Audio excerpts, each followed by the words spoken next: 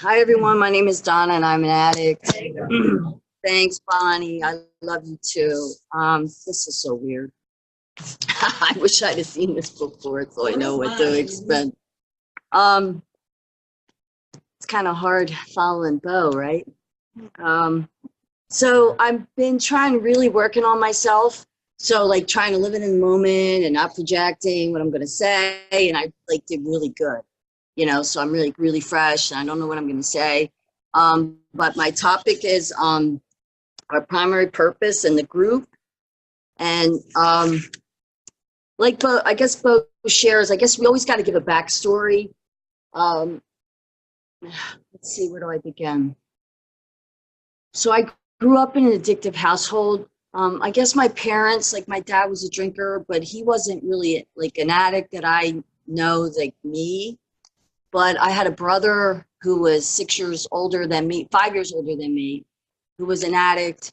So like I was 10 and he was like 15, 16, and he was getting in trouble and he was, you know, using drugs, and it was a big mess at my house, you know, one of those childhoods where he was going to beat him into submission, you know, like, you're going to stop and I'm going to make you. So, but he was my first introduction of somebody going to rehab. So like, and this is how crazy my household was. There was a lot of violence and I wasn't really sure what was going on. So growing up, I had a brother going to White Deer Run, and I'm not endorsing, but, and then I had a brother going to Dartmouth with a full scholarship. So it was just really, so it was normal and not, I guess.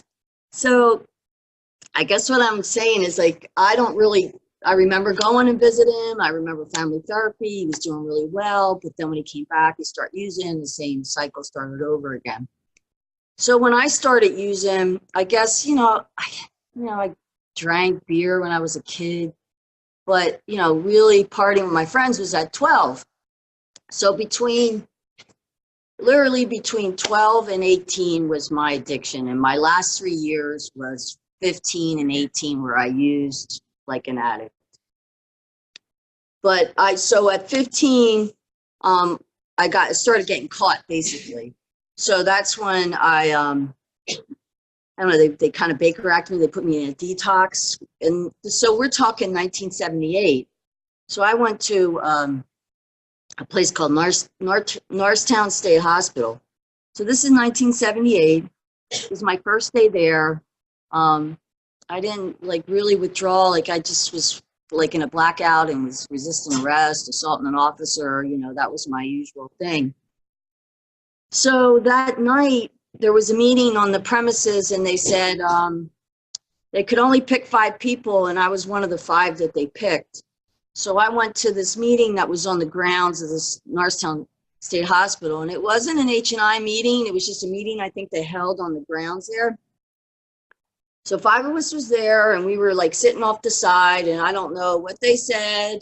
I didn't really know it was a meeting until like way after the fact. So that was in 1978.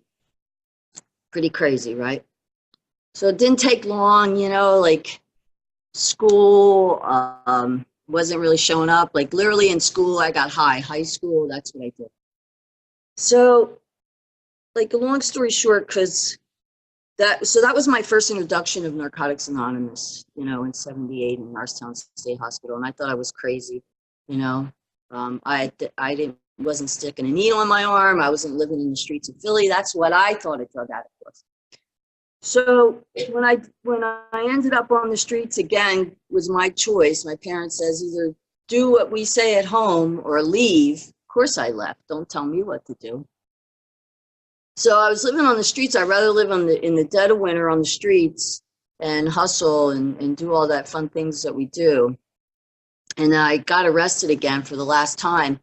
And I remember, you know, when I got arrested, there weren't a lot of places, like there was for women anyway. I was 18. So when they arrested me, I don't even know why. I said, you know, I think I need help. And I literally, when I said that, I think I turned around to look to see who said it. So that was my first cry for help. And I didn't really know what that help entailed, like what all of that was going to be involved with that, me saying that out loud. But what ended up happening, I ended up going back to the state hospital that I was in because it was a detox. So they ended up sending me there. And then they placed me in a treatment center in Bucks County. So I was at this treatment center. And this is my story. I'm not endorsing treatment center, but this is what helped me. Because now that I think there may have been only 2 meetings in Bucks County area at the time when I went to treatment. And I don't know about Norristown, there weren't that many, maybe 3 or 4 at the time, and this is 1980. So I may have gotten cleaned if I just found a meeting. I don't know, but this is my story. I had to get away from people, places, and things. So I was in rehab, and a guy from the street that I knew lived up the street from me, a neighbor, came in, and he was doing an H&I meeting. He's like, "Hey, Donna," and I kid you not, when I was in rehab, I didn't know what I was doing. I really didn't. I mean, I don't know if I really believed in the first step. I mean, I was in a safe environment. So when I was in there, yeah, sure, I'm not going to do any drugs because I don't have any. But so he came in and he, like, I want to hide, and he's like, "Hey, Donna, hey, you're getting your life together, right?" And I'm like, "Oh yeah, I guess I am, maybe, So, and it's really cool because I still know him today. And that's a real cool thing about the program, Narcotics Anonymous. I still know this guy. We grew up together. He's older than me, but I saw him every day. And we actually did party together at one time. But I guess what I'm trying to say is the most important thing I learned when I was in treatment was H&I. And this is when George Richards came back from Wichita. And I kid you not, I would go to the meetings. I don't think I really paid attention. I did and I didn't. But I don't even think, like, nothing was going on in here. The lights were on, but nobody was home. I think I still was, I'm a PCP head, so that probably says a lot about my brain. But I was in, so George came back and he was talking about the convention in Wichita. And all I really heard about his story was that there was addicts writing a book. And I don't know, I can still remember hearing, like, the light went on and was like, addicts writing a book? That sounds pretty amazing. I mean, I still remember sitting there thinking, wow, that's really interesting. So that was like the beginning, I think, for me, when I realized that there was really something more to what I was going to be involved in. And, I don't know. And the really cool thing about all that, like, I still know George today. And I think that's really, for me, it's really awesome because he connects me to, like, what I was like before, my recovery took off. And then after the treatment center, I went to a halfway house. And, I was living on the grounds of a treatment center. It was a halfway house that was on the grounds of a treatment center. And they were AA, oriented. So I'm in this halfway house. And we were talking about it the other night. We were at my meeting. We were talking about people, as soon as they get out of treatment, they really need to go to meetings. They really need to do that first night when they get out, just to break that ice. It has to be that first night. Because otherwise, I think people get hesitant and, I don't know what happens. But we thought we were sharing about that in the meeting. I hope, some people were listening about that. But thank God there was this one woman that was in the house that went to the NA meeting. And it was that night, that Tuesday night, So whoever wanted to go to the meeting, they loaded us up in the car and we went to the NA meeting that night. And of course, it was a business meeting. So we're at the business meeting, and my first night at the meeting, we had to stay, and I was the coffee maker.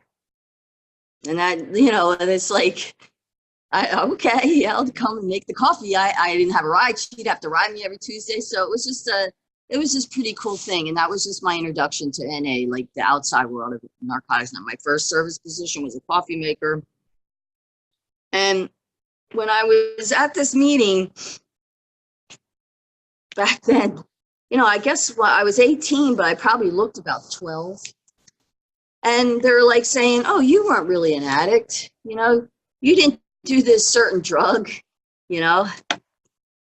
So in my head, I'm like, oh, I'm not, but you don't know me, you know, in my head, if I were to listen to these people, I'd probably be dead because I know I didn't do that certain drug and I knew it was there, but I was sticking a needle in my arm anyway. So what would have been I would have been, it would have been inevitable because the guy I was seeing on the streets, I was a speed freak. He was like, nah, no. I was like, what the hell is wrong with you?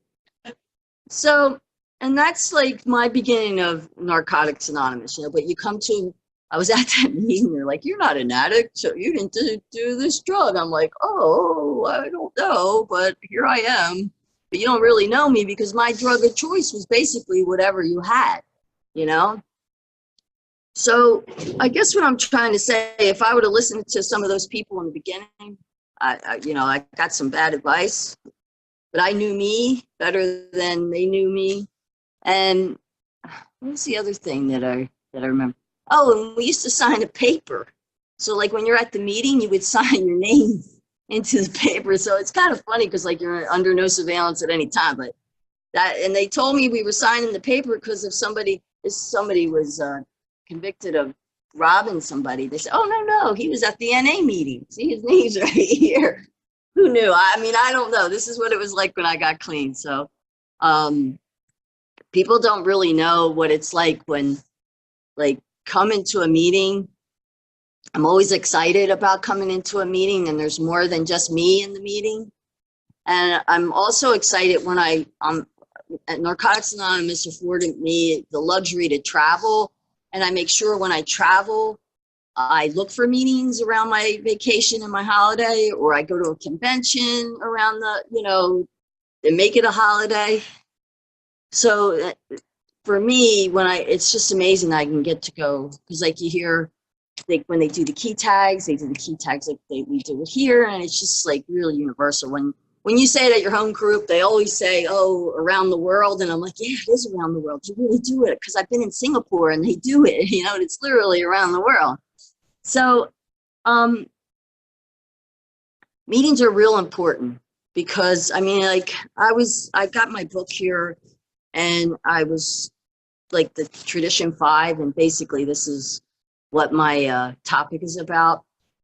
Each group has but one primary purpose: to carry the message to the addict who still suffers. And in the reading, it says the group is the most powerful vehicle we have for carrying the message.